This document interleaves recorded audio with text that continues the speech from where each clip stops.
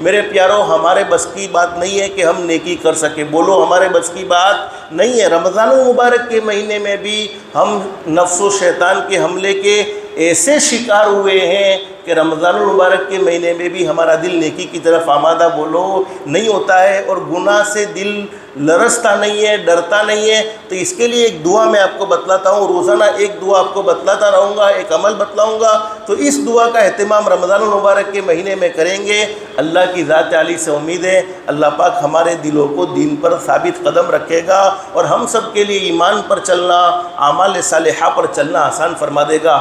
حضرت سلمہ رضی اللہ عنہ فرماتی ہیں نبی کریم صلی اللہ علیہ وسلم حالانکہ جن کے صدقے میں پوری کائنات کو سجایا، بولو آپ کی ایمان کا کوئی خطرہ ہو سکتا ہے؟ نہیں، بلکہ آپ کے صدقے میں تو پوری کائنات کو سجایا ہے۔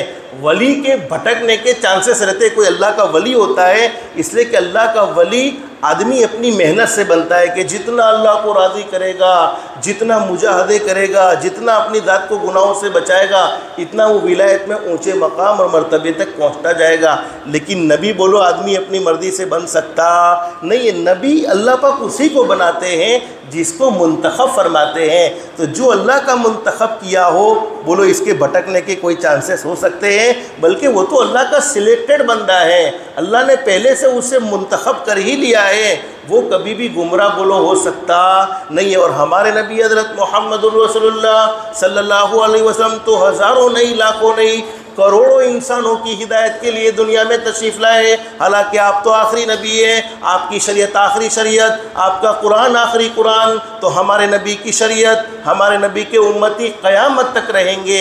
تو آپ تو کروڑوں انسان نہیں بلکہ اربوں خربوں انسانوں کی ہدایت کے لیے دنیا میں تشریف لائے۔ اس کے باوجود ہمارے نبی کی زندگی کا معمول، حضرت سلمہ رضی اللہ عنہ فرماتی ہے نبی کریم صلی اللہ علیہ وسلم اپنی زندگی میں یہ دعا بار بار پڑھا کرتے تھے، یا مقلب القلوب، پڑھو ایک مرتبہ، یا مقلب القلوب ثبت قلبی علی دینک، یا مقلب القلوب ثبت قلبی علی دینک۔ ہو سکے صبح شام ایک مرتبہ پڑھو، 3 مرتبہ پڑھو، ہر نماز کے بعد 1 مرتبہ پڑھو۔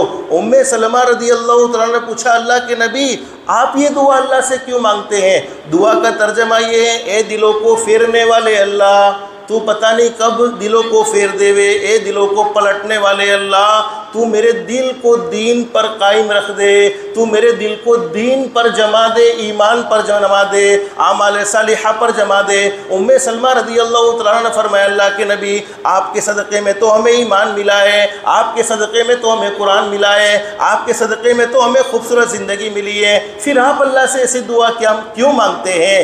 آپ اللہ سے ایسا سوال کیوں کرتے ہیں؟ ہمارے نبی نے فرمایا سلمہ تو جانتی نہیں ہے دل اللہ کے ہاتھ میں ہے، ان قلوب الانسان بین یدی الرحمن، اللہ جہاں چاہے پلٹ دیتے ہیں، اللہ نیکی کی طرف بھی پلٹ سکتے ہیں، اللہ برائی کی طرف بھی پلٹ سکتے ہیں۔ اللہ سے دل سے دعا کر لو اللہ ہم سب کے دل کو نیکی پر پلٹ دے وے، دین پر جما دے وے، اعمال صالحہ پر جما دے وے۔